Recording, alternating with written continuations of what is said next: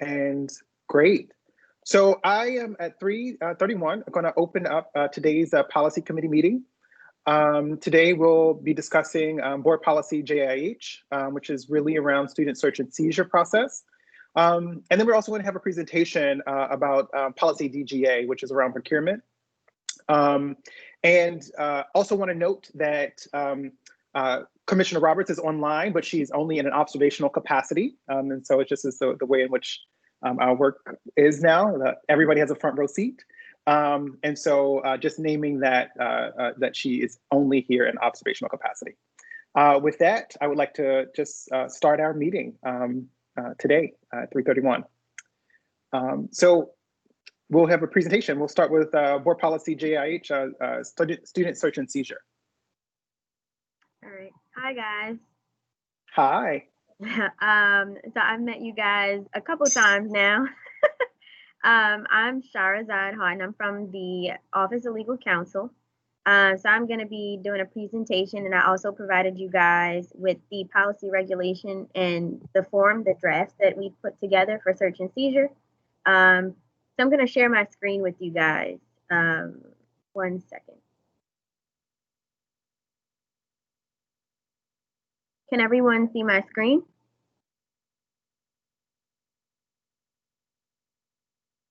Yes.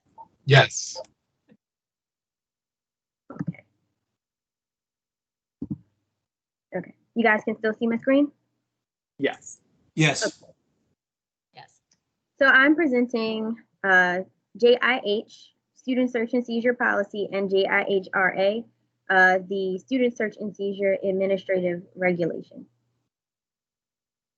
So this isn't new to city schools. So at one point, city schools did have a board rule on search and seizure, but there was not a board policy and regulation. So this is to ensure that there are standard protocols in place that are consistent with other city schools' policies and regulations. So what is a student administrative search and seizure? So it's a search of a student or a seizure of their property by administrative staff and not law enforcement. The goal of this policy and regulation is to ensure the safety of students and teachers while providing a thorough and tightly controlled process in order to protect the Fourth Amendment right against unreasonable search and seizure of their person and possessions by school officials. By providing an administrative process to carry out the search and/or seizures of students, this policy and regulation aims to reduce our students' involvement with law enforcement and the juvenile justice system. So on to JIH, which is the policy portion. So what is the purpose of the policy?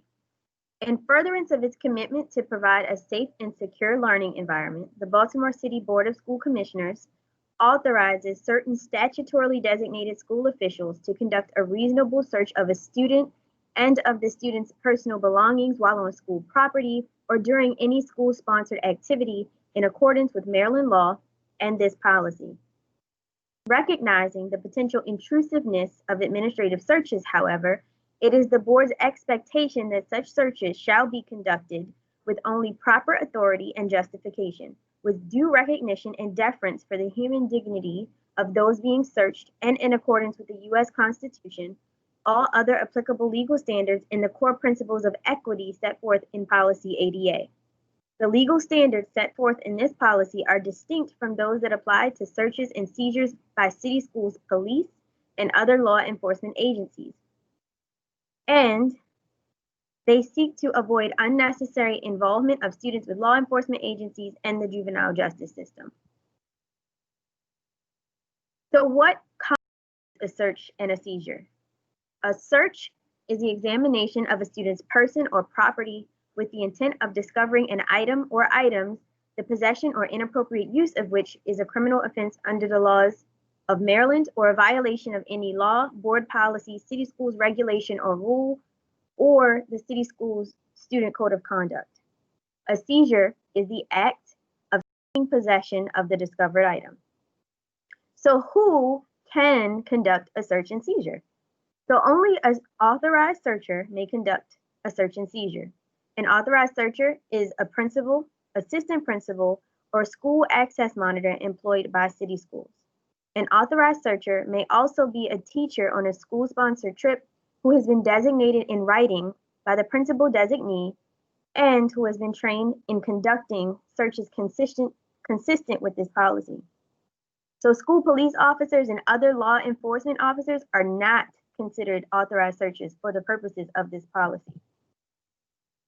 So when can an authorized searcher conduct a search and or a seizure?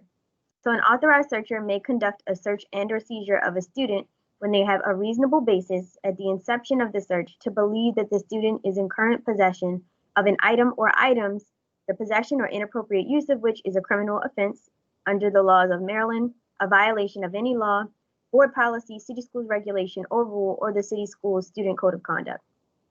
Reasonable belief is determined by considering the nature of the suspicion and the amount and credibility of the evidence in all relevant circumstances.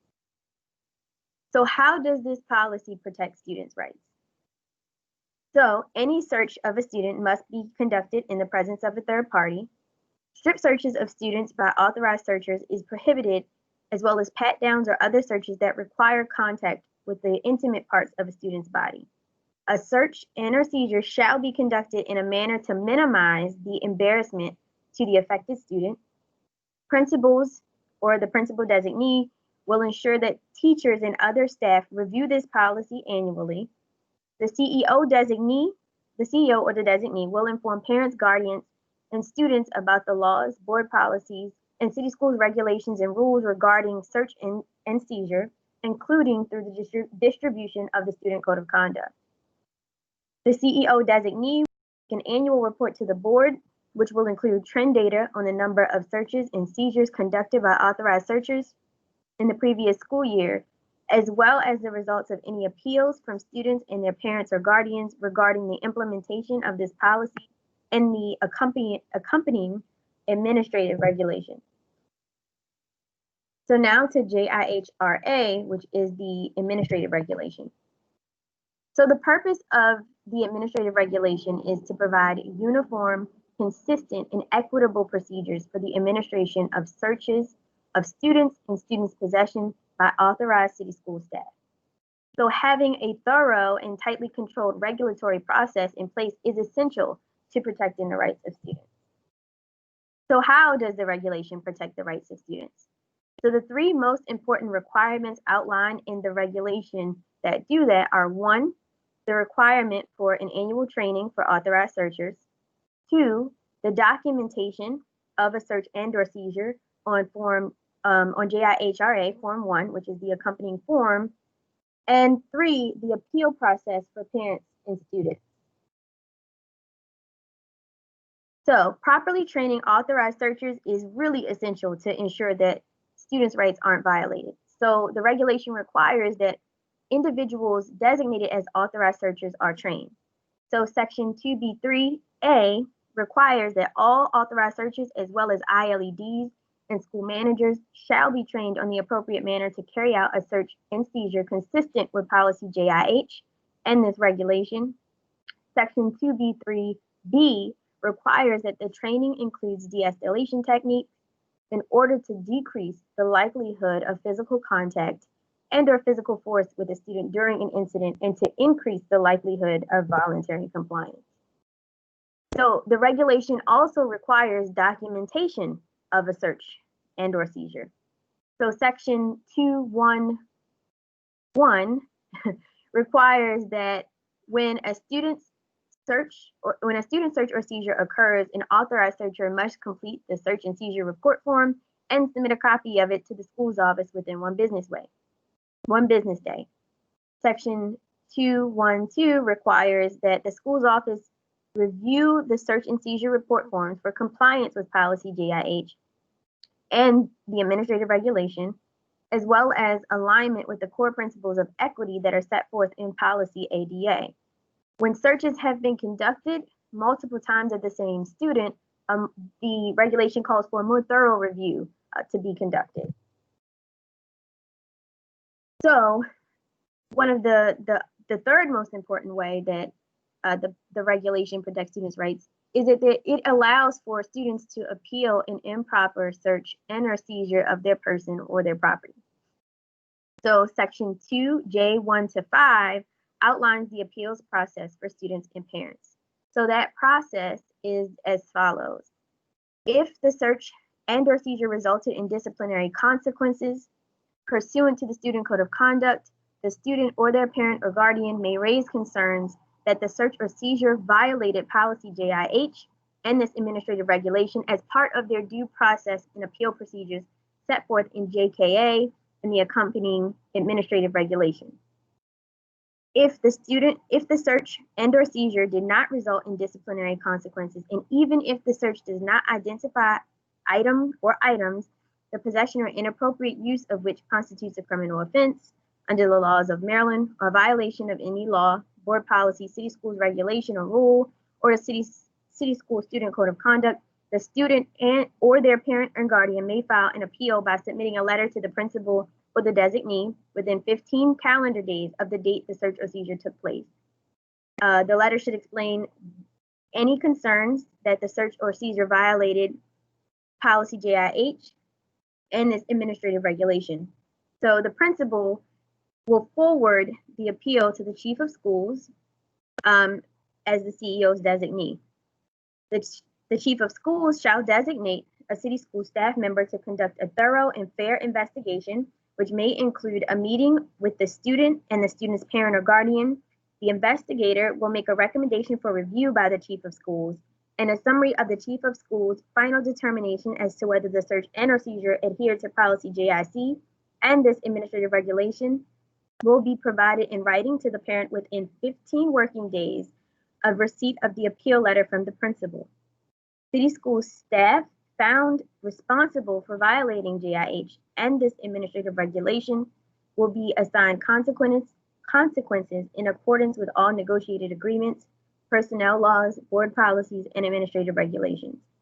The chief of schools may determine that a school-wide or system-wide response is needed to effectively address the impact of the violation, such as additional staff training or other such measures as determined appropriate to promote positive school culture, as well as review and update board policies, administrative regulations, and guidance. If the student or their parent or guardian is not satisfied with the school's decision, they may appeal to the Baltimore City Board of School Commissioners pursuant to policy BLA. So what other policies and regulations have we reviewed to develop JIH and JIH-RA? So we looked at Baltimore County Public Schools, Howard County Public Schools, Montgomery County Public Schools, Hartford County Public Schools, Philadelphia Public Schools, and Chicago Public Schools. And who are we reaching out to for feedback on JIH and JIH-RA? PCAB students from the Associated Student Congress of Baltimore City, the Youth Ambassador Program, the Baltimore Algebra Project, My Law, and high school students in several districts throughout the city enrolled in U.S. government classes. The Juvenile Division of the State's Attorney's Office for Baltimore City, the Juvenile Division of the Office of the Public Defender, Disability Rights Maryland, BTU, ACLU, the Teachers Democracy Project, Charter Advisory Board, City Schools Police, the Public Justice Center, Maryland Legal Aid, PTA Council for Baltimore City, and Advocates for Children and Youth. So any suggestions? We welcome any feedback from you all, so please provide us with any suggestions on how we can improve the policy and the regulation. Shahrazad, did I pronounce that correctly? Yes. Thank you so much for the presentation. And so we're going to open it up for to questions from our commissioners. Hey, Chief Seven, I didn't see you there. I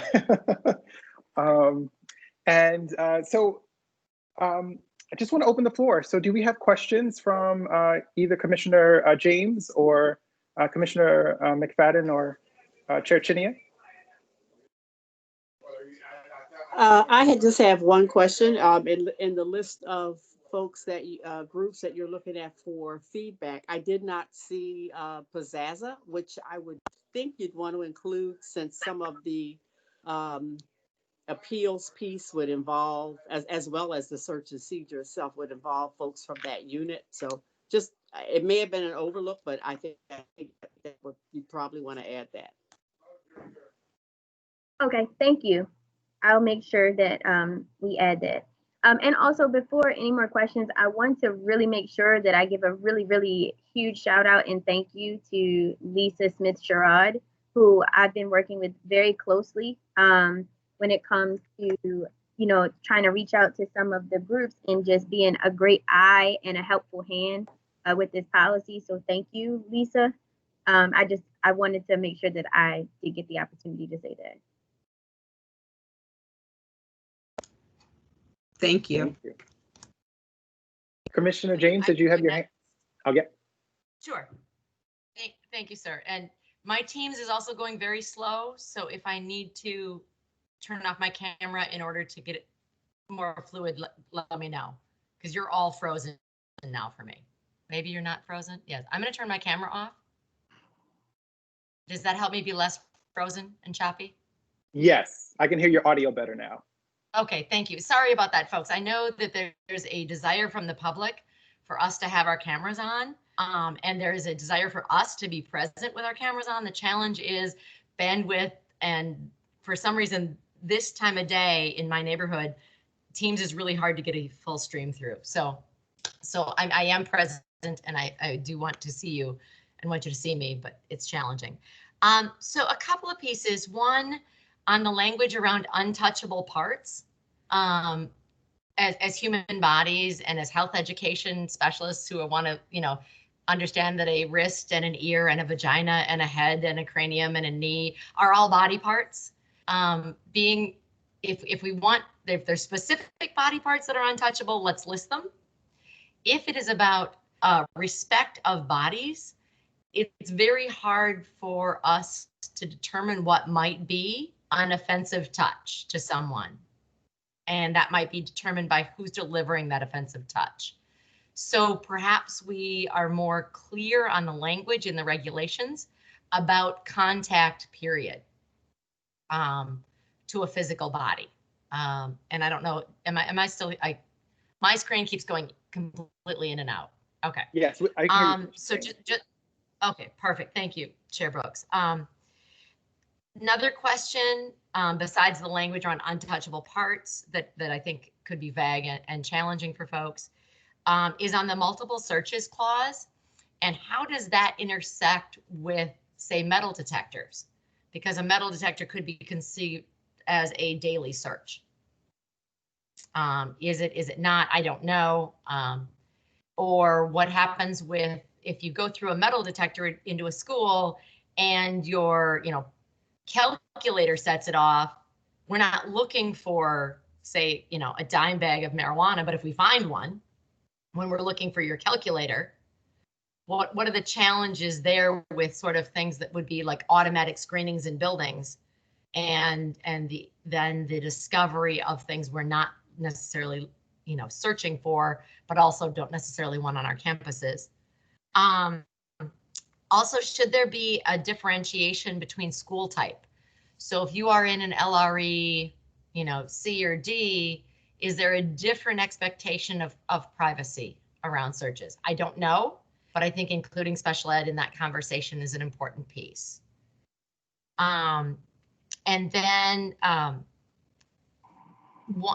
being really clear in the school police orders, in differentiating that, and what is the professional development plan to differentiate so that a principal knows this is the search under their umbrella versus if I have a school resource officer in my school, I'm more likely as a principal to default to say, Officer Chinya, will you go take a look at so-and-so's locker because it's expedient, because so-and-so has a relationship with Officer Chinya. But to delineate what's the difference between a school resource officer search and sort of a lay person search within the school. So those are my big buckets on it at this point. Thank you, Commissioner or Chair Brooks. Thank you. Commissioner James, did you want any specific feedback, or did you just want to just ask the question so that they could have?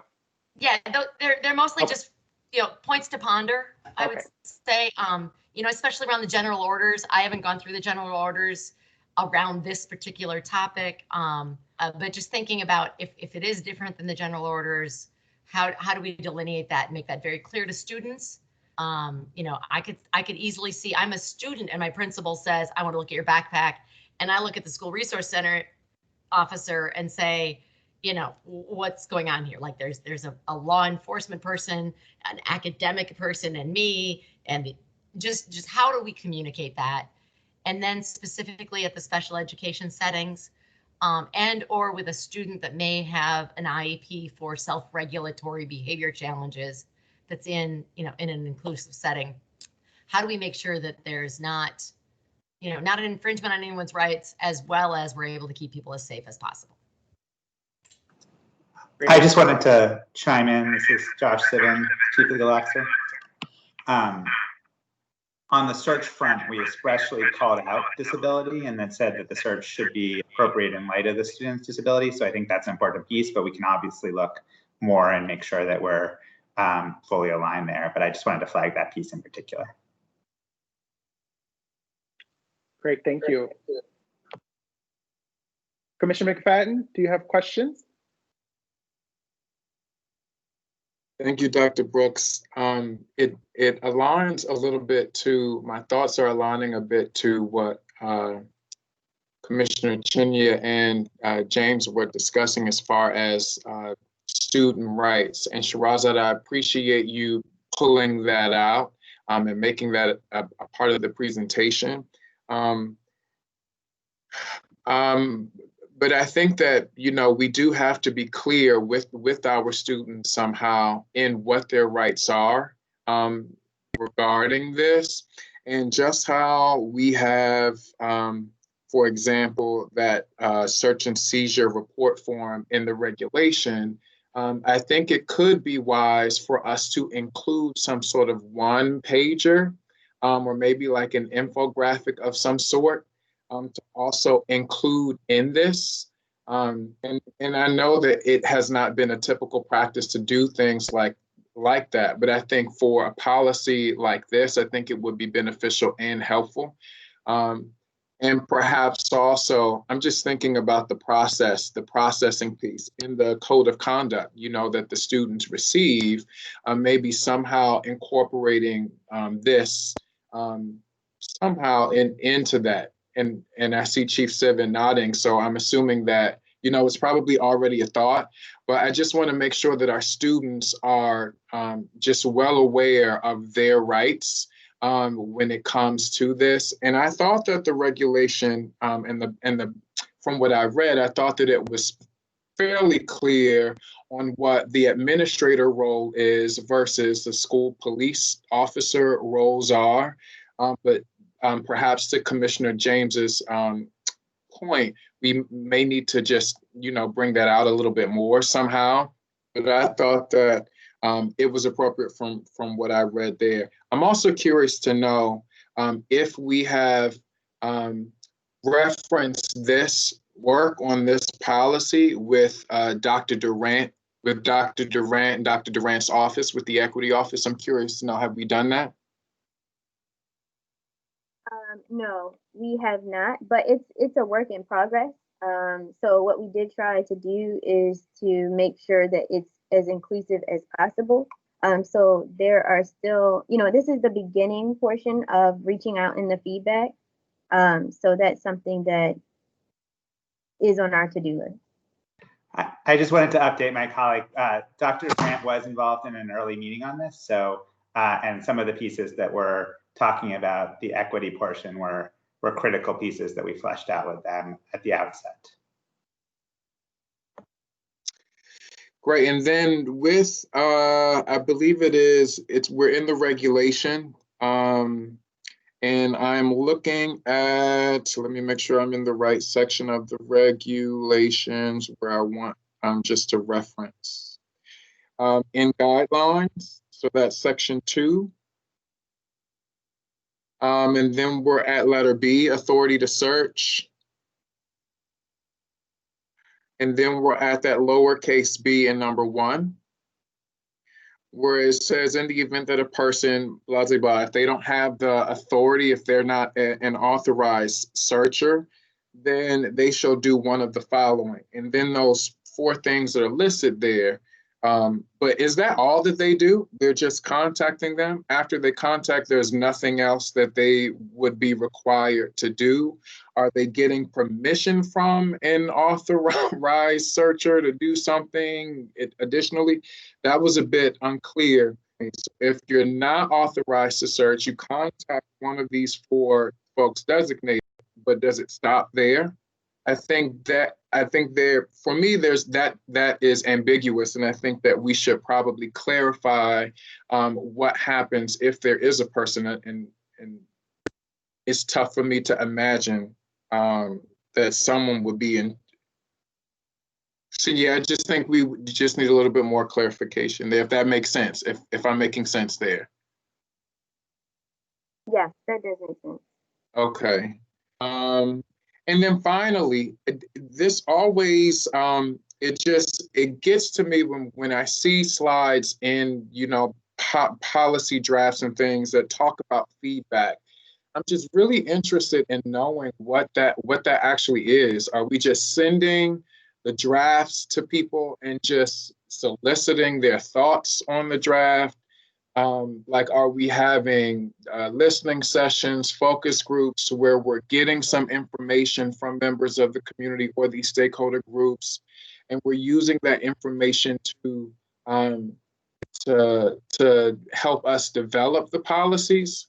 It has always been it's always been a challenge for me just to see a slide to say feedback. I'm just curious to know what that actually is and what that actually means. To better inform the board's perspective, but also to inform the policy, if that makes sense. So I'm just thinking, not just now, I'm curious now, yes, but in the future also, like when we see these slides that say feedback, what does that mean? What work is actually being done to ensure that we're really getting the perspective from all of these various stakeholder groups, which I think are great, all of them. And to Commissioner Chinya's point, I agree, Pizzazz is certainly to be a part of the groups being solicited for feedback. But I'm just curious to know what that actually means, versus just saying, hey, feedback. And the responses, when I mentioned it before, they've always been inconsistent, right? So I would just love to see a more consistent a response from folks that are presenting to the board when it comes to feedback coming from our stakeholder groups. And let me interject for a second, Commissioner McFadden. That's a great point, and it's something that Corey Gaber of the BTU had echoed in a previous policy committee meeting, and we definitely took your, and other board members have had that concern as well. We took that to heart. So this probably last presentation you see in this format. We're going to move forward with having the type of communication, whether an email, a focus group, an in-person meeting, or something along those lines, and the specific date. This way, we're not calling out our partners who haven't responded. It's kind of a happy medium of letting you all know and the public know what type of engagement and when, whether it was a day before we presented to y'all or whether it was a month or so. So this way you get a bigger, more holistic picture, and you will start to see that in presentations moving forward. That is something that we definitely are going to have an intentionality towards. Thank you. Dr. Brooks, that's it for me. Thank you so much, Commissioner McFadden. Yeah, I'll just pick up where you left off, because that was, again, one of my questions around sort of the sort of our engagement practices. And Joe, if you could also add, and which I think would be helpful for me, is if we're doing focus groups, that we're adding like the number of people who are there, so that we would have a better sense of, okay, if it's just one person who showed up versus 17 people, I think that would be helpful in terms of giving out a fuller explanation for that. So I appreciate that that's where we're moving, because that was a whole section around just like, how do we know what this is, and how do we know we're getting the valuable feedback that we need? And I'm also interested in, and I might have missed it in that last part, what our students say about this, and sort of them being on the receiving end. It would be great to have some student feedback on either past experience, prior experiences, or just the general sense and sentiment. That would be helpful. So I think I have a number of questions that kind of came up to me as I was reading. And Shahrazad, I really appreciated your presentation. Interesting enough, I felt like there were a couple of pieces that you put in your presentation that I did not even see in the regulation. And I thought I read it pretty closely. And so one of the things that I wanted to, I'm just going to start in order from the policy and then go to the regulation. So starting with the policy, opening up, one of my just major thoughts was if we were to be including sort of anti-bias training as a part of the training that we would provide for the searchers, the approved authorized searchers. And if so, what does that look like? If not, why or why not? Because I think in the regulation, we also talk about later on, and I'm going to bounce back and forth, but please bear with me, that the screenings through even the metal detectors. And so there was some intentionality and some intentional language in both to make sure that we were able to capture instances of bias. And I was just hoping that we could flush that out more. And so if there's some training and development for those folks, I think that would be a part of that practice. But then also, how do we begin to ensure that if a student is singled out or we keep having those experiences? I was glad to see that sentence, but I would actually love to see that like in more detail, what that really means for us. And then also particularly if that was an officer, right? Over a particular set of people doing that. So it looks like it's on the student end, but if we know that it's the people who are doing the screening, how are we tracking them to see if there are patterns with their practices and behaviors? So that's kind of one of the things that I had wondered about and wanted to flag for everybody. And also in the training, I think we said the frequency was annually. And so I didn't know if we needed any more details there, but also was wondering if it was synchronous or asynchronous learning opportunities, and if there was a way in which we were checking for recognition and understanding. I wanted to avoid like assessment, but like whatever to make sure that they got it, they understood their job, and then how will we track it? And so who will be responsible for tracking this? And then is it at the school level, principal level, like, and then how many at any given time at a school will be trained or authorized to be searchers and that space. So that came to my mind. And then there was another piece around the documentation, which one harkens back onto my consistent sort of poking and prodding about the way in which we collect data. And so I looked at the form, wanted to figure out, I saw no specific places for around race and gender. I know that we have student ID numbers, so you could go back behind the scenes and pull that information, and so you'll know. But I do know that we don't necessarily always collect gender and race identity markers and so forth. So in our measurements, and so I wanted to lift that up again as another way that we could possibly begin to pull some of that work out. And so, and I didn't know if there was any intentionality by not having those on the form itself. So I didn't know. So that piece is there. Let's see what else I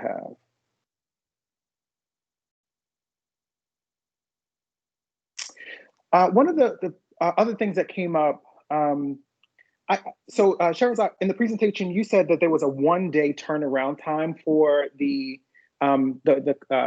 once a search happened, they had a day to do that. I didn't see that, and maybe I missed it inside of the actual policy, because I have a note here. It was like what is the actual turnaround time for this? And so I don't know if it was just missed, or maybe it was, I thought I read closely, but I might have missed it. So I just wanted to, if we could just make sure that that's really clear, that would be helpful. And of course, always, is it possible to make this virtual or online tool or form versus the in-paper form, et cetera.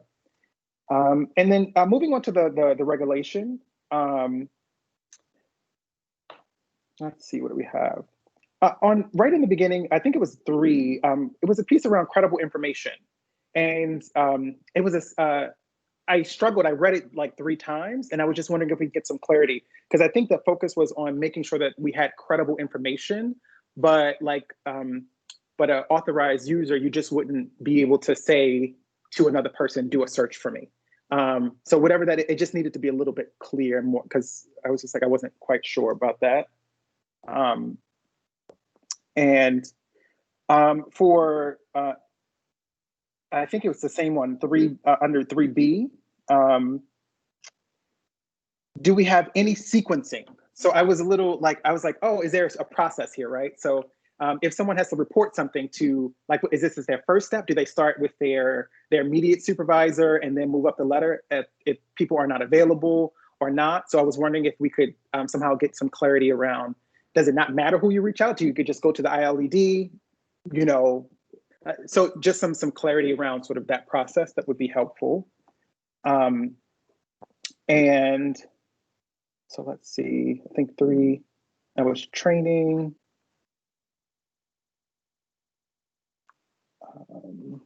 And then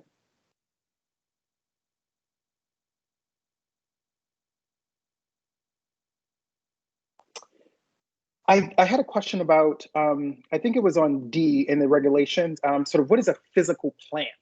I didn't know what that was. And and so if you could just help me with I didn't know. I know they're referring to the facility, the grounds, the school building, and the facilities. But to your point, I think it's warranted to specify that within the regulation. Okay, great. Because I was like, a physical plant? I don't know what this is. So that's great. And then also, again, going to I think what other commissioners have echoed around how we support students and letting them know their rights. And I was wondering, where do we communicate that the locker is actually a school possession? And so the things that they put inside of it is their own. But if we can go inside and just look in and open it without any of that information, that would be important, I think, for students and families to know that.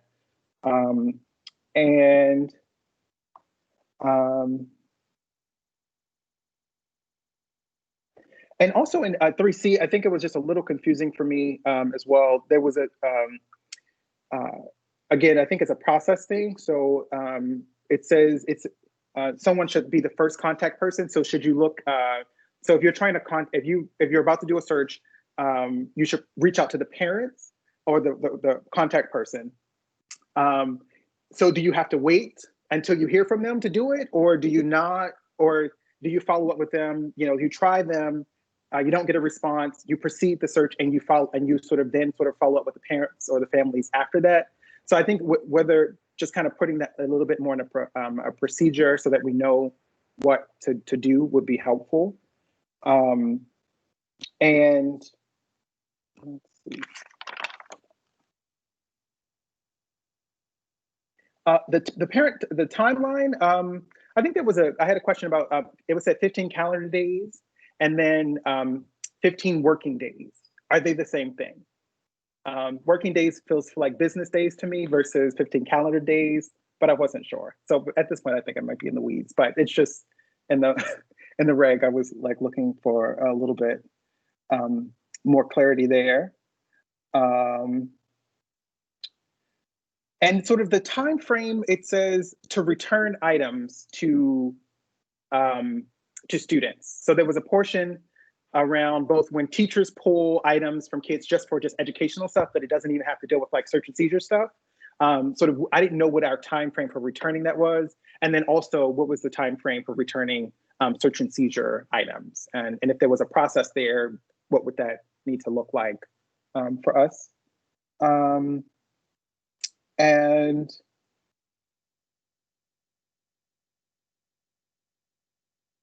I think that might be it. And I just also would just want to echo what Commissioner James said around just like being very explicit around what is acceptable and unacceptable touch, and wanted to flag that. And one of the interesting things, Shahrzad, as you presented, was around when you said about protecting young people's rights, you named specifically strip searchers that would be like you're protecting. If that could come through a little bit stronger around sort of like what is like completely really off limits for folks to do, would be helpful for me, because I saw that I was like, yeah, that's it. And I think there was like a little reference to it in that one sentence, but I think that would be helpful. And I think those are all the things that came up for me as I was watching or reading. So any other, I ran through a lot of lists of things. Dr. Brooks, to be clear, I'm curious also, in the regulation, the searchers, the authorized searchers are not permitted, based on what we see here, to actually search a body. Is that correct? No, I think the authorized searches are. No. I was particularly asking the folks that were writing this, because I think there's confusion around it, perhaps. I was under the impression that these authorized searchers would be asking students to pull things out or to empty pockets or like that, but not necessarily touching them. In that event, we would have to, contact school police. Am I understanding it correctly, or am I not understanding correctly? So I think that, so we outline specific instances in the regulation, and school police do need to be involved. And we also outline specific instances when you should not touch a student. So I don't think it's explicitly meant to be completely off limits, but it is meant to be extremely, extremely limited. And in certain circumstances, we try to make it very clear that you need to contact law enforcement.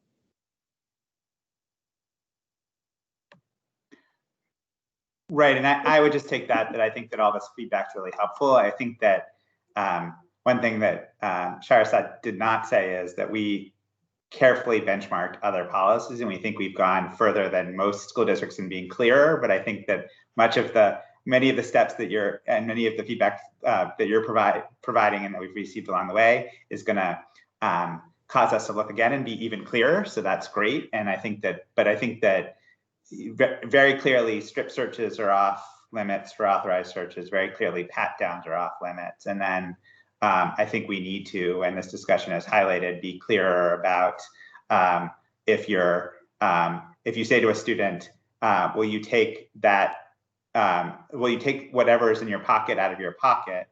Can the teacher also go in and into that student's pocket, and where does the line draw? And I think that's important to be clear. Thank you, Chief Sivan. Commissioner Hassan, James. That's okay. It's confusing. Thank you. Appreciate that. So Chief Sivan, you just mentioned that, pat downs are clearly not acceptable, except if you say things like, you can't touch intimate parts, then it sounds like you can do pat downs. So just really, really clarifying that. And if you want to respond, go ahead. You look like you. Sorry, I meant a pat down that requires contact with the intimate part. So it goes back to the piece of a pat down of a pocket. It doesn't seem, but I think we need to be clearer on that point, to the exact point that you guys are raising. And I think I just wanted to also stress, before I forgot it, that there was, I think Commissioner McFadden mentioned what our students have to say. Maybe it was Commissioner Brooks in the list, but I think that was why you saw students specifically lifted out, and we've gotten great collaboration with a number of offices to reach out to and find ways to engage students on this, because we think that's critical here in a policy that goes at its core to both promoting safety, but also respecting not just privacy, but also the dignity of our students. So thank you. So again to that, and then I have just 2 points, Mr. Chair, if I could. Again, with the pat down, because what might be an intimate part for me, if I am a Muslim woman and it is a man patting me down, it could be the back of my hand becomes an intimate part. So does the individual who is about to be pat down get to choose who pats them down? And do they get to to choose someone who gender identifies similar or different. So just again, it's so the sort of nebulousness of what an intimate part is, oftentimes dependent on who's doing the touching. Oftentimes depends on, do they have on gloves, those kinds of things. And I didn't see a regulation for mandatory, plastic gloves, so just really tightening that up. The other piece, and this is why I originally raised my hand, it's my last point, is on the student input. You have ASCBC, you have the Youth Ambassador, Baltimore Algebra Project, but a lot of times the students who are going to be most impacted by this are not necessarily going to be students who are engaged in higher government organizational relationships in schools. So asking entire student bodies at alternative learning centers, asking people who have been pat down in the last 2 years to give feedback on this. Because it's a little bit like asking me to weigh in on what it would be like to get a pat down. I haven't had one. I am unlikely to experience one. So my perspective on what's needed in a policy to keep me safe is very different than someone who might have experienced this.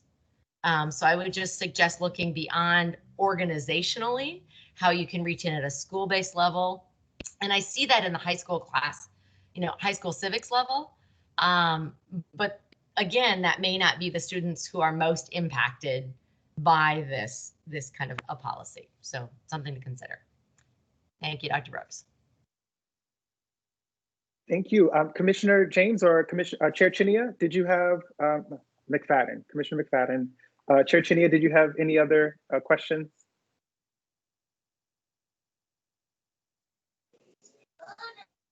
No, you all have pretty much covered anything that I would be adding at this point. So yeah, thank you. I'm Awesome. Looking forward to some clarity on the issues that have been raised. Great, thank you so much. So Charles, want to thank you again for the presentation. We really appreciate this. We know that this is the first round, this is where we're getting started. And so we're looking forward to hearing and seeing the improvement and sort of the strengthening of the policy to protect our students and their rights. And so thank you so much for this. Yeah, absolutely. Thank you guys for all of the really valuable feedback. Thank you. And so now we're going to move right into sort of outlining discussion of policy DGA for procurement. And so I'm going to pass the floor over to, is it you, Joe? Yes, it is. Yes, it is, okay, Commissioner. Great. Thank you so much. Very much. I, like Commissioner James, sometimes experience late in the afternoon, some others in the neighborhood jumping on. So if for some reason it doesn't work, please let me know. Let me, if I can, let me put up the presentation.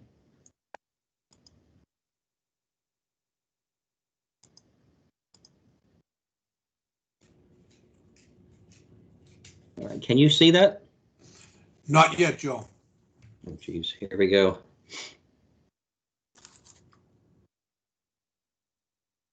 All right, let me try it a different way then, Jen. Let's see. It worked this morning when I went through it. IT did help me today with some issues. Let me try this approach. Does that work? Nothing has changed yet.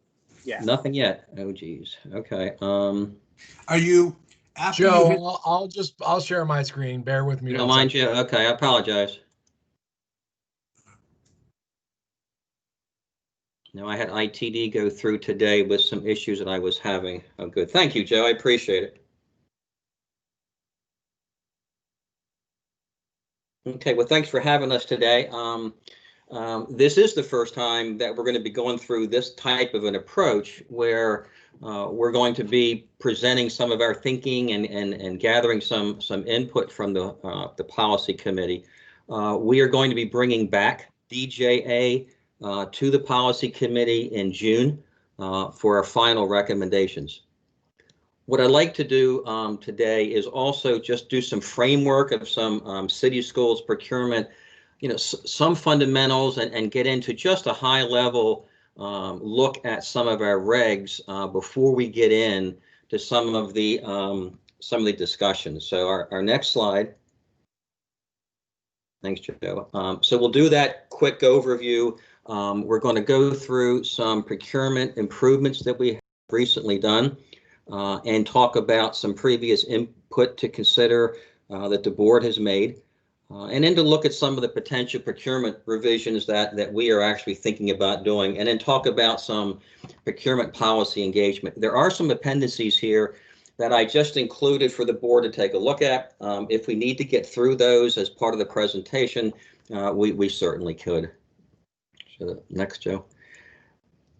Our procurement regulations at city schools allows us to use several procurement methods, purchasing methods. And one way of describing those, it's how we get to a vendor, is how we are bound by our regs to be able to contract with the vendor. Real quick, we call things small procurements for anything that are $50,000 or less. We use competitive sealed bidding and competitive sealed proposals for those procurements that are greater than 50. Sole sources with some exceptions, emergency procurements, and then piggybacks. Go ahead, Joe.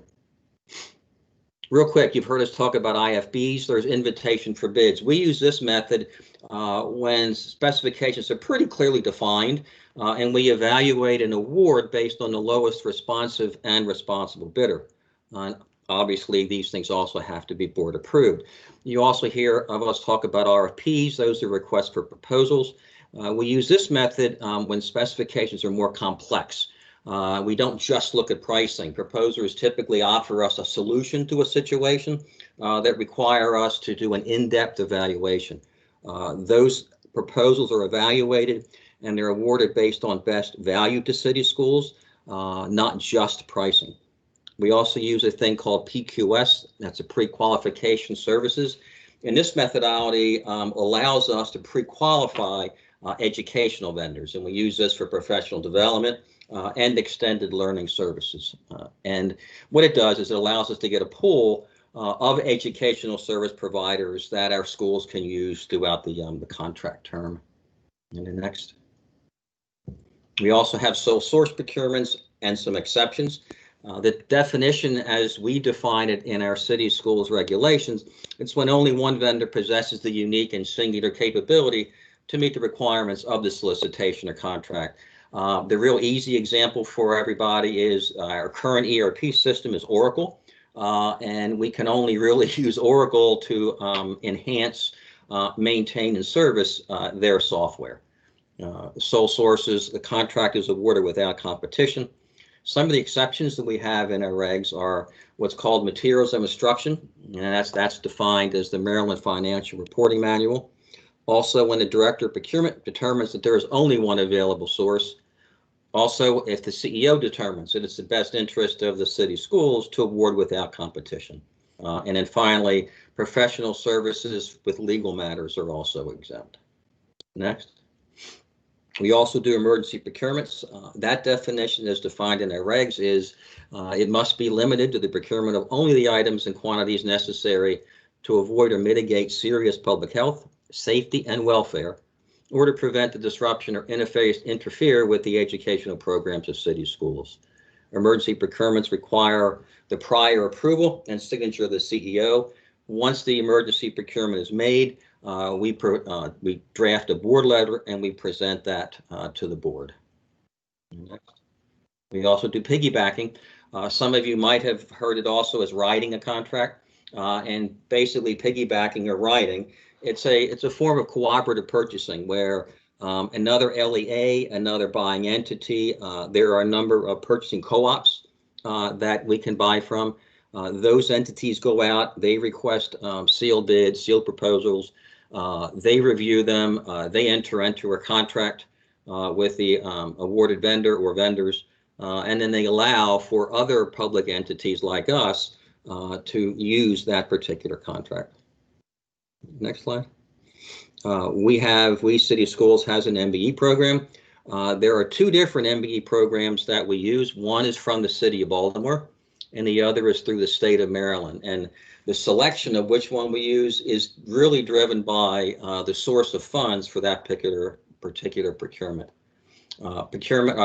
MBE goals, They're set by the MBE staff of the legal office, and they look at the actual specifics of each procurement and then the availability of certified MBE firms. Next. We have made some improvements in the procurement area.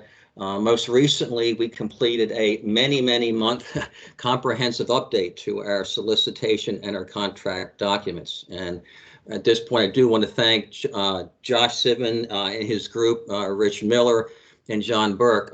Without you guys, I'm not sure that we could have gotten to where we are today. So thank you for your help with this. You did yeoman's job. I appreciate it. We looked at our invitation of bids and our RFP, our request for proposals. We made numerous improvements to them. Some of the items that we updated and some new stuff is that we included new data privacy and security protections, not just for city schools in general, but also our students. We have new conflict of interest provisions in those.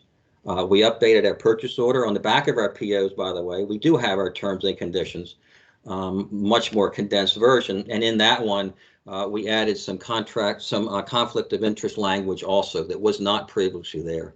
And then in our vendor contract and our MOUs, if you looked at the old versions and the new versions, they don't look anything like each other. And we made a number of improvements. And again, we added conflict of interest language, background check provisions, and also some data and security protections, again, not just for city schools in general, but also for students. Next. Some previous inputs from the board. One of them was to consider requiring some sort of a rebate or a refund from vendors that do business with city schools, or even to include some sort of in-kind donation from the vendors, within our solicitations. When we did some of our reviews, we looked at the Council of Great City Schools, for instance. They published a best practices in urban public school procurement document, rather lengthy. And in there, they really recommend to refrain from requesting vendors either donate funds or donate services. We also discussed this with our legal department. And a rebate, whether it's in a form of money or services, could potentially violate the competitive bidding process mandated by Maryland state law. And additionally, we certainly would expect that whatever that donation was, the vendors would likely inflate prices. Next. The other more recent situation that's come up is a conflict of interest. And we have taken steps to improve that whole process. We have a more robust language requirements in our contracts. We also put that into our solicitations, and we'll be doing some additional checks. We are working with human capital right now. So the first phase of all of this will be in any bids or proposals that we receive, any individuals that are named in that response from the vendors as to being an owner, major owner, or employees of those vendors that will be doing work for and with city schools. Whenever those names appear, we will be working with HC to check those against our employee rosters. Next. One of the things that has come up lately is we have two versions of our procurement methods, one the IFB and one the RFP. The IFB, again, not to go in too deep here, but when bidders are, they meet all of our requirements, then bidders are all equal. We then award based on low price and make sure they're responsive and responsible. In an RFP process, it's a very lengthy process. It can take, depending on what that procurement is, it could take anywhere from 90 to 180 days to get it to the board when we solicit it. So what we were looking at is, we were thinking about doing is there a best value hybrid IFB RFP method?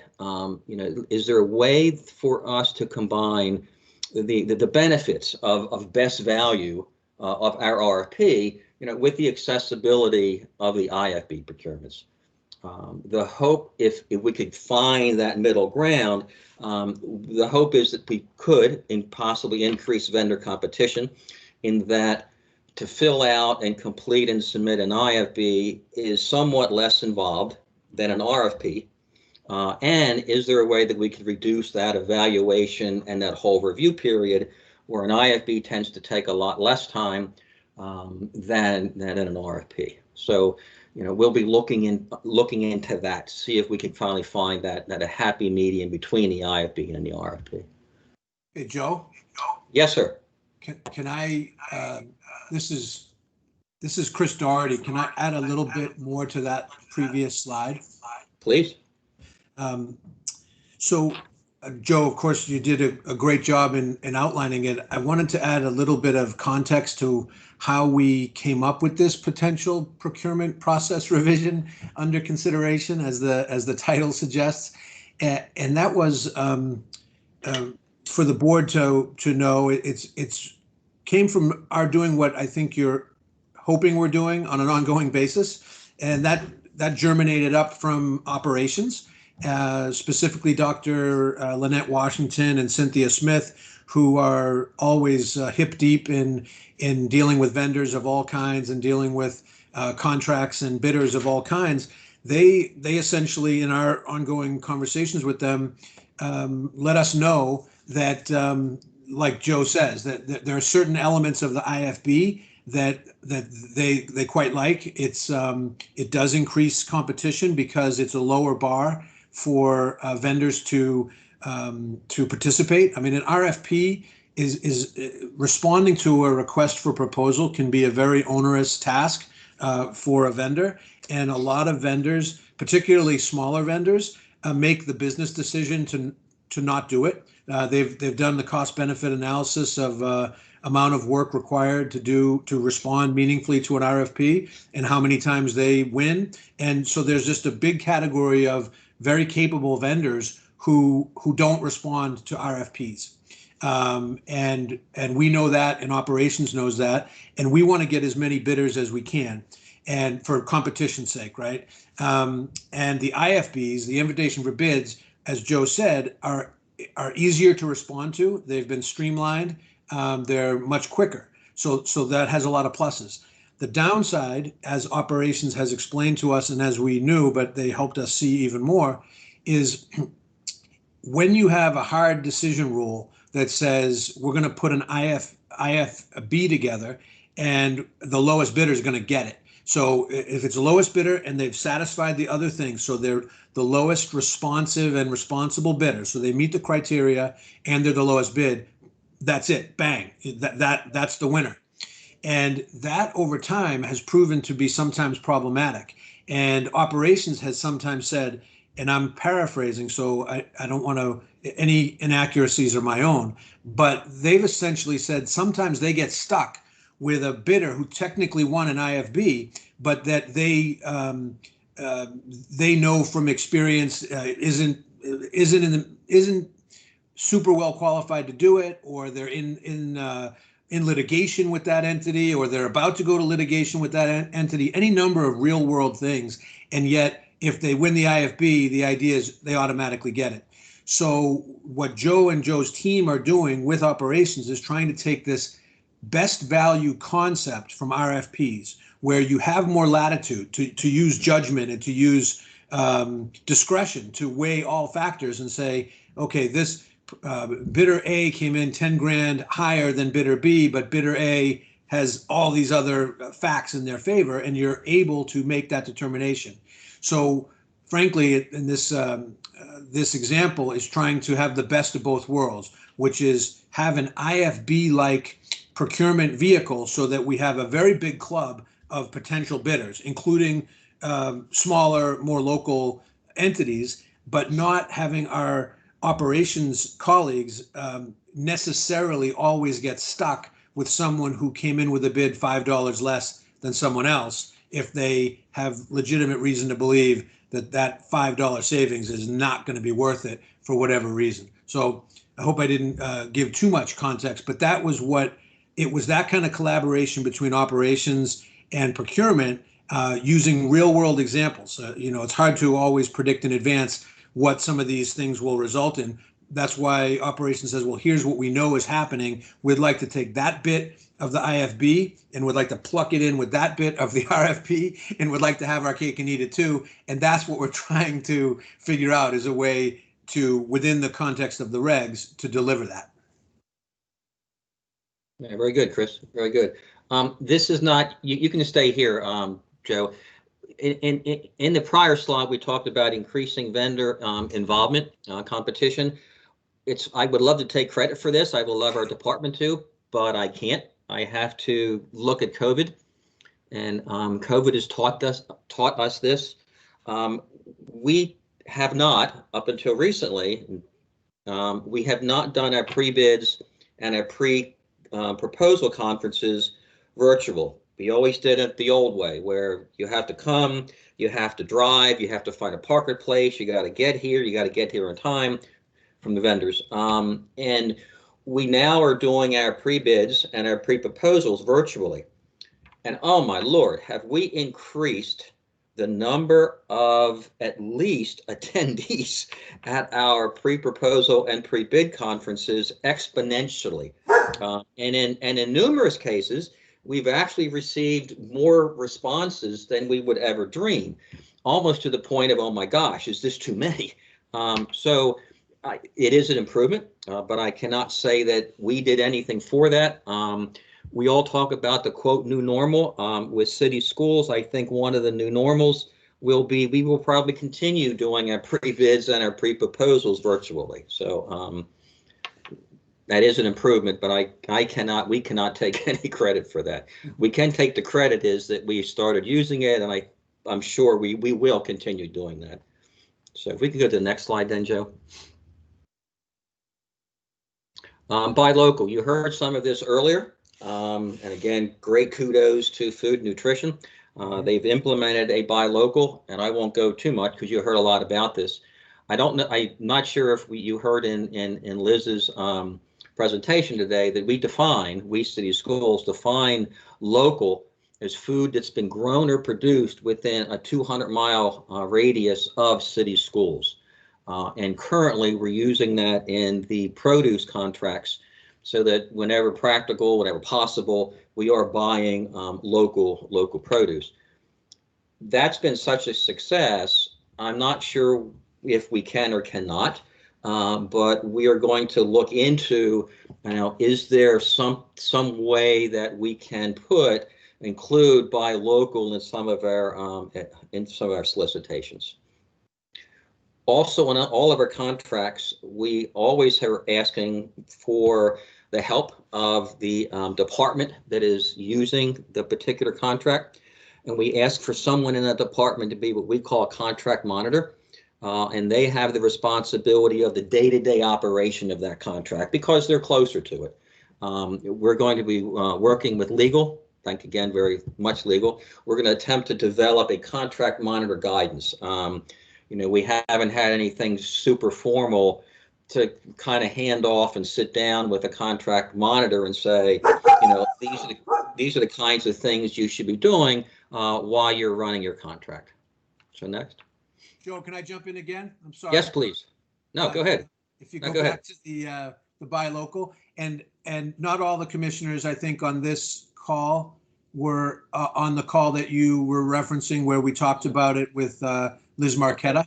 And I only say that because I do want to, in that this discussion is for us to collectively talk about things that we're considering. That's why I want to give a little bit more color on some of these things we're considering, because it's early days, top of the first, bottom of the first, whatever you want to say. And on this buy local aspect, and it's from previous discussions with the board and discussions and guidance from the board of this idea of, frankly, it was Commissioner James who said in a meeting, just like we ask our teachers to use every minute twice, with math problems that are also word problems, and it's math and English at the same time, we want to spend every dollar twice. That's a direct quote from Commissioner James.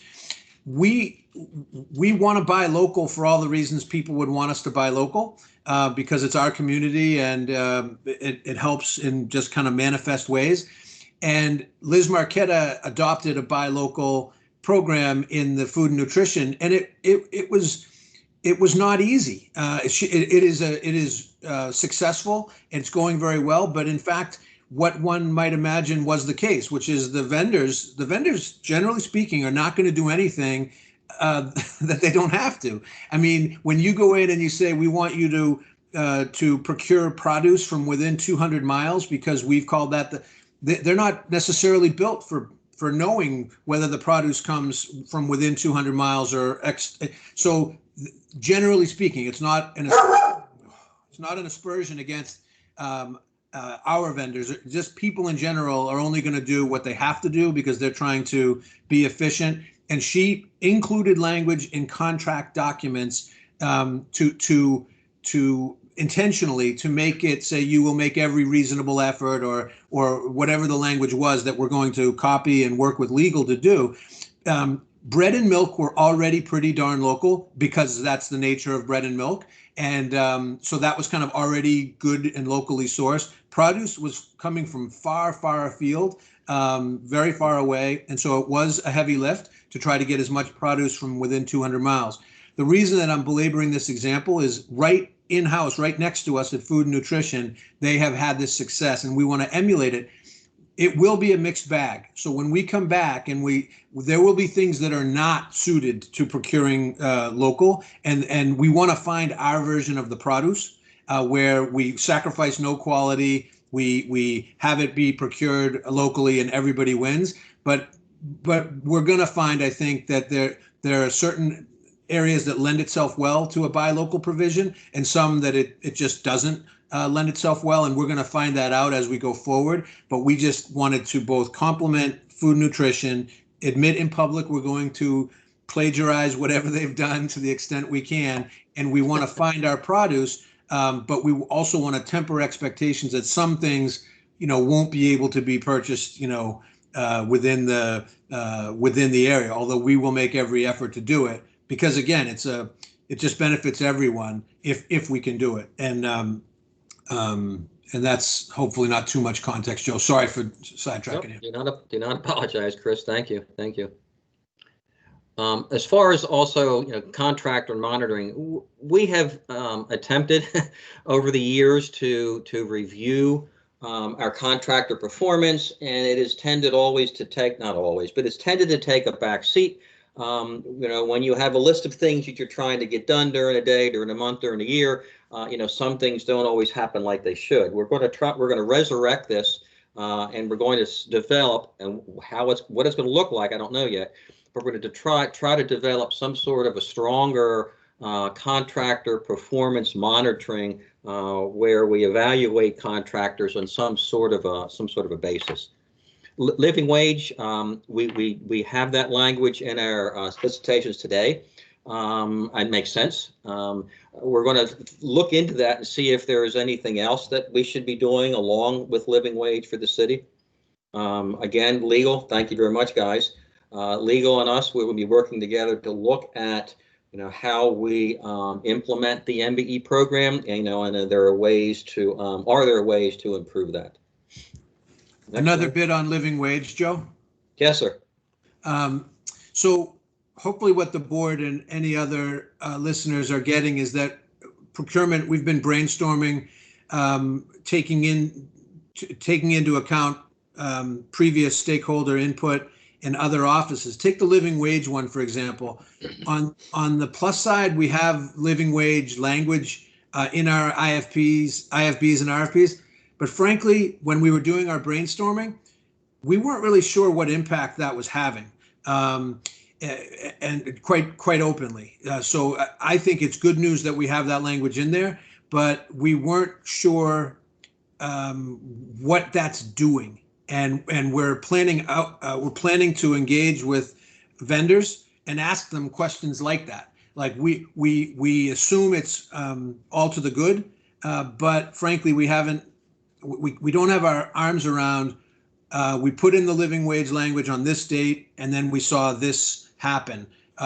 success or what. And so we want to be honest about that we're not sure how that's kind of rolling out, what that might be changing, or whether it's having the positive influence that the authors of it wanted to have. So we're going to try to dig in and ask folks questions just like that. And I noticed when you went forward, I think the outreach slide is next. So I apologize, Joe. No, that's great. Because that the outreach slide, where we will be asking people any number of things, but like with the vendors, to say, hey, did you even notice that we had living wage in there? Are you complying with it? Well, was it problematic to comply? Are there, and just, or frankly, where do we find out from vendors that it was boilerplate language that they missed and they didn't know when we added it and when we didn't add it, or any other real world input we might get?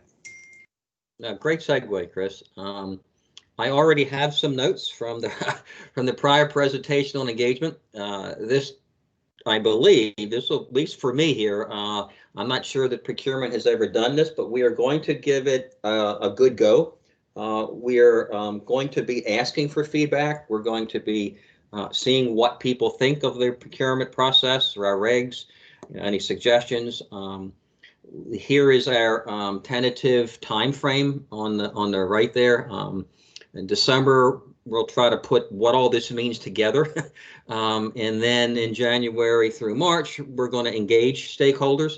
I'm not sure which commissioners asked this question. I don't know the real answer, whether it's going to be in person, virtual, emails. My guess is probably not so much in person, probably much more virtual and some emails.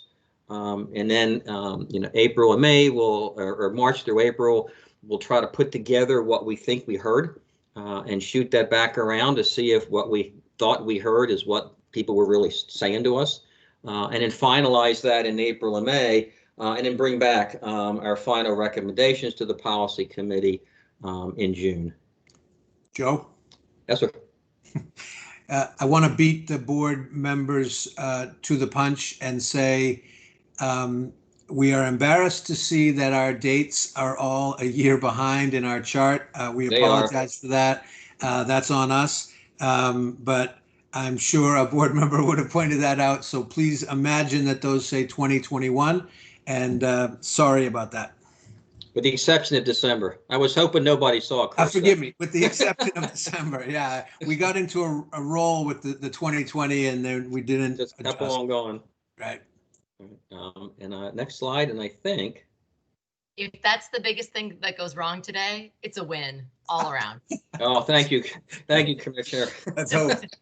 I hope that is the worst that happens today.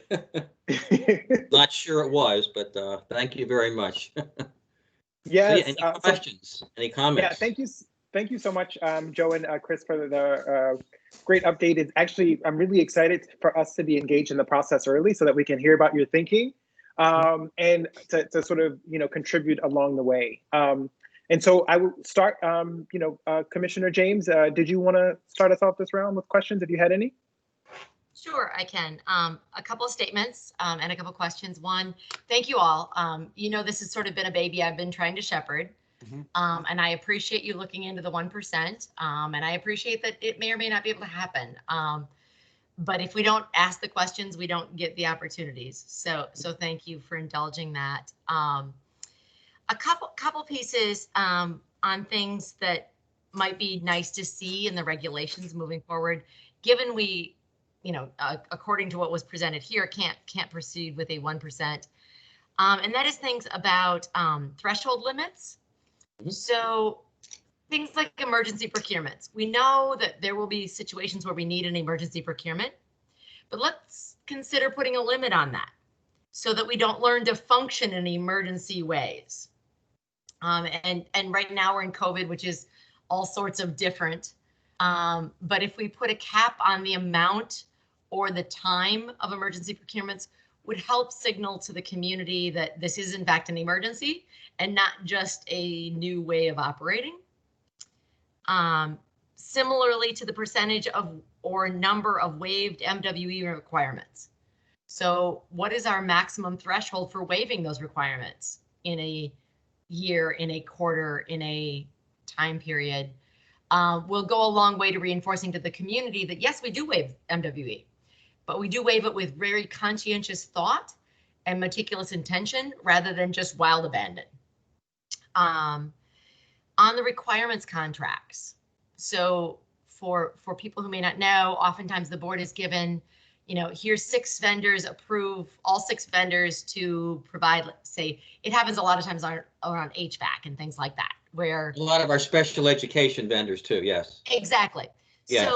So in the policy update or report, including the rotation, I've gotten, you know, varying perspectives on, we procure, you know, 5 contractors or vendors to provide these services, but it's really only this one contractor that's getting all 18 contracts.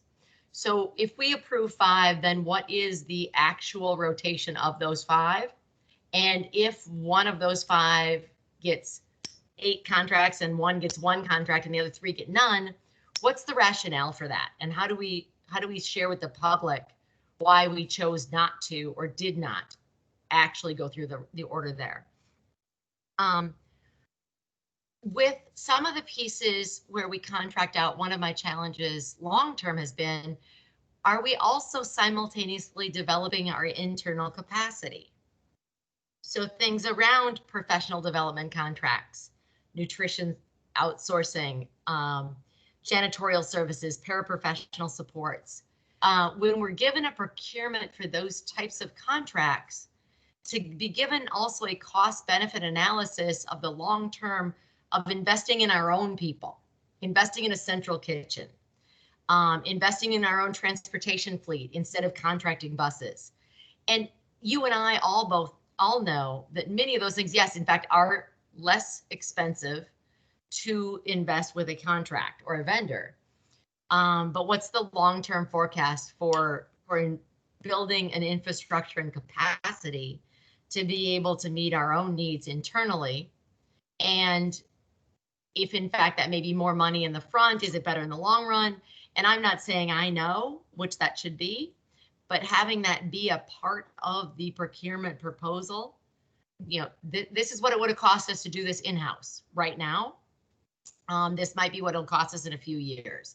And I'm not exactly sure how you would frame that or write that, but it has been an ongoing challenge for me, especially around human capital. As we're looking at, we are the 2nd largest employer in a depressed workforce community.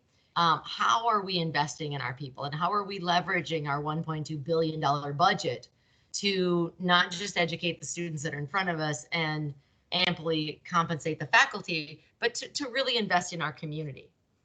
And then the last piece, specifically to the 1%, again, thank you for looking at it.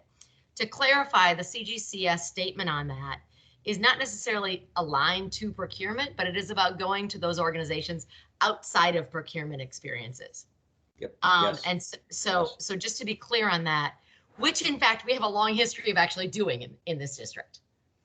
And whether it's when our board did it ourselves, when we partnered with a supply company to sponsor a conference. So to say that as a reason to write it off the ticket is a little bit challenging. But secondly, I'd also like my board colleagues and the community to remember that part of our 21st century plan agreement with the Stadium Authority and the state of Maryland is to ensure that we have local hire requirements and that there's internship give back from the companies with which we're engaging. So we actually have a template for it already by the state and the Stadium Authority. So while I appreciate that it looks like it's something that wants to be taken off the table, I also would like to highlight that we have been doing it in the 21st century plan, whether we've heard about it actually happening or not, but it is baked into that cake. So we do have a template and model for that we have already been using. Lastly, I'd just like to say that thank you to Commissioner Brooks for helping shepherd this and continuing this process of one of the pieces I was trying to do as chair was really get the policy process to shift to be public front and writing second. So this is an exemplary example of, even though it's taken us some time to get to this point, of how I think some major policies should go in which we engage the community in ways other than simply wordsmithing or putting a bow on a package, but really actually building the box and then wrapping the package. So thank you for being willing to walk this very, very long journey with us and think about those things. But that's where I stand on my comments for now. So thank you. Thank you, Commissioner James. And I'm happy to just kind of shepherd in and sort of carry on the mantle. I know this was a desire for you and others on the board to really try to make sure that we're very open and forward facing with our work. So I'm excited to be a part of this process. Commissioner McFadden or Chair Chinia, did you want to jump in, either one? I had one area that I just, in terms of what was stated, and that was around the idea of the RFP and the IFP, I think you mentioned.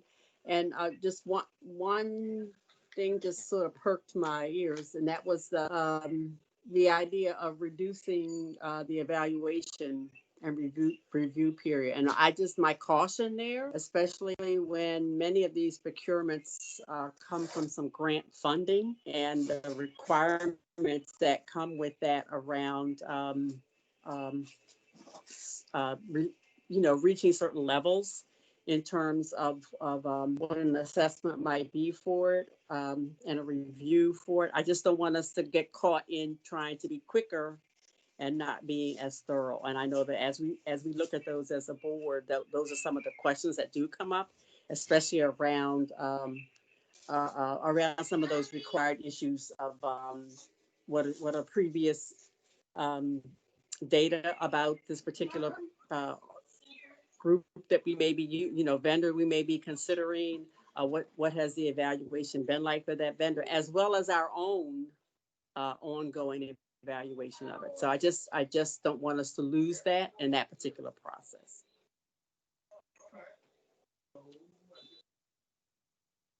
Thank you, Chair Chinia. Commissioner McFadden? Thank you, Dr. Brooks, and thank you all for introducing this and bringing us in earlier. I just ask, as you all begin the engagement process with our stakeholders and members of the community, the teacher in me just thinks, when I see student groups here, an explanation generally of what procurement is before actually looking at the policy. And I'm sure that was something that you all were probably thinking of, but I just want to reiterate it, especially when we think about students, and not just students, right? You have folks that are just ignorant to the procurement process. And before we start to dive into policy development and creation, just to provide a overview of what procurement is and what it means for city schools and organization like ours. But I look forward to the engagement process and the schedule and all of that, and this coming back to us for first reader in June. Great, thank you, Commissioner McFadden. Similarly, I just have a few thoughts. I'm generally excited about this process, and I'm excited to be able to see how we can continue to strengthen this. One of the things that came to mind, and I think it was in response to sort of what Commissioner James was pointing out around sort of that 1%.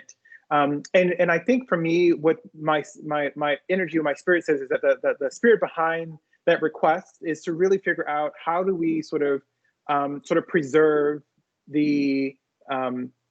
do we tell the story of us being active, supportive contributors of our own environments, and then how do we also then tell the story of how we're using the resources that we have to get back to the communities that matter.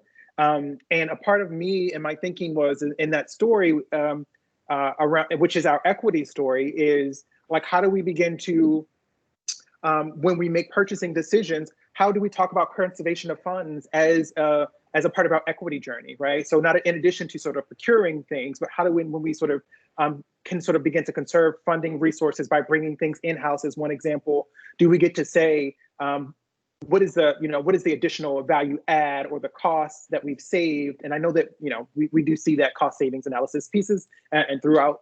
But for me, that was kind of one of the biggest things that I just kind of wanted to echo, is that I think, the push to sort of procure locally, I think that's a beautiful push. And then sort of like, what is our equity story about that? And like, how do we begin to lift that up as addressing a structural need in our communities, not just as a good thing to do or a good thing to have, even though those are true. But so just really think about that as a part of my first thought that I had. And I think that might be also tie into the living wage piece as well. And I think one of the, I know that we haven't gotten to the regs yet, but I think, again, we've been having a lot of conversation in which, Commissioner James has been talking about a long time, this piece around compliance reports, right? And so what's the information that's going to be useful for us to know that we've had the type of impact that we wanted to have, that we've saved money, that our efforts have all sort of gone back to ensure the integrity of communities that have been historically marginalized and deeply impacted by systems of oppression. Like, how do we, as an entity, sort of try to rectify that? And so, from my perspective, one of the really powerful things that we do is when we're tracking, as Dr. James said, when we're tracking, like when we decide to waive things, why or why not, and then how many, who's getting that money or contracts over and over again versus others.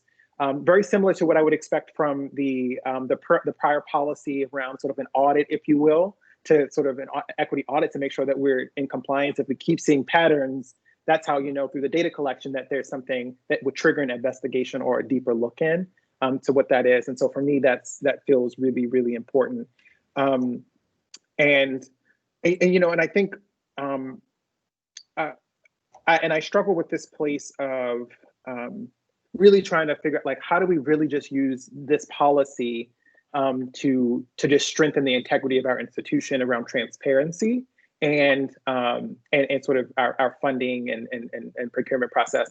So one of the things that came to mind is I wasn't sure for the conflict of interest if we had language specifically about what happens when someone intentionally decides to do something and try to bid and they win and because they've slipped through the crack. Like, what is the sort of restitution process look like? Is that we're giving back the monies? Is that sort of disciplinary? I don't know if it needs to live in here or might live in another policy, but I think from my perspective that we're clear, or at least on our end, even if that's not living in the actual MOU language, that would feel important. And so it would be great to also maybe in the compliance report, if we have experiences when we're cross-referencing and then we discover things, that we're actually tracking them so that we can know how to act.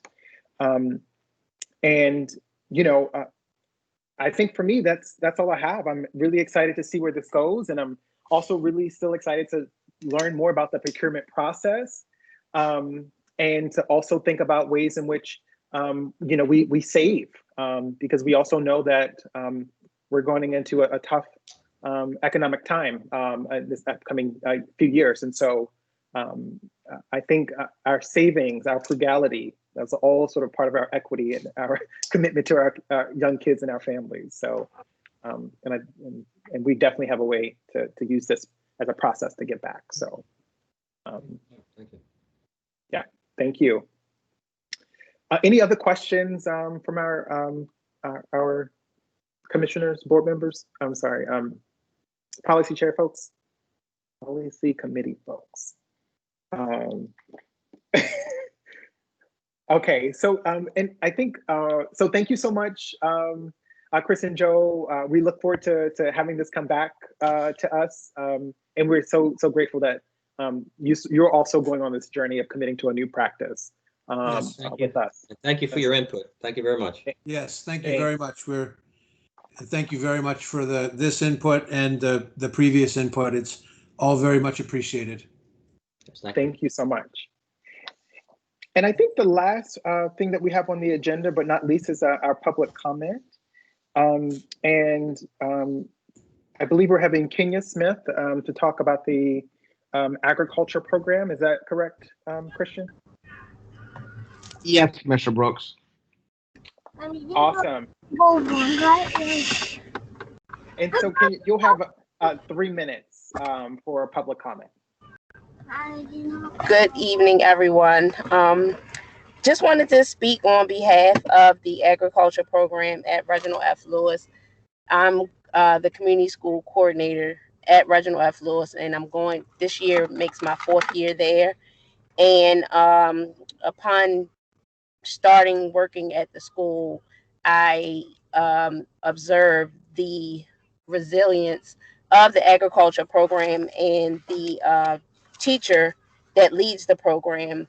I observed how engaged the teacher was with the students and how the students were engaged in the agriculture program itself.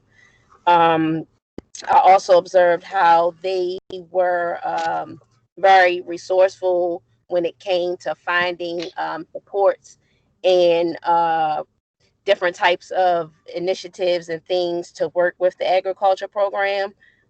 So it helped me to have a better understanding as how agriculture relates to the Reginald F. Lewis community, because we are a school of business law and agriculture, but a lot of times the agriculture part is not really discussed or recognized, but I was able to observe it one-on-one or on a regular basis. So just the way how, for me, I am, as a coordinator, I seek partnerships for the school, and Mr. Beagle came to me early on, and we tried to find partnerships that were related to agriculture. But I also feel like agriculture gives Baltimore City students an opportunity as far as diversifying with jobs and careers, because it gives you a lot of different opportunities, and not only just diversity within careers, but the agriculture program itself was diverse as well as far as the student population. So that was a good thing. Through the our agriculture department, the green team was developed, and the green team kind of took on a leadership within the building. The students would take on a leadership, and they would take the initiative to do things as it related to the green team, such as recycling. We did a energy saving project where we were trying to raise, it was a fundraiser and it was based around energy saving and things like that. So I just really feel that the agricultural department at the school is really beneficial, and it can help students beyond their high school career. So I'm definitely in support of it. Well, thank you so much, Ms. Smith. We really appreciate you coming and take your time and lending your voice to this issue. And we encourage you to continue to do so as you see things come up. And we're very open committees and really love family feedback and engagement. Okay. So, and thank you for your work as well. You're welcome. Thank you. Thank you. Have a good evening. You too. Bye-bye.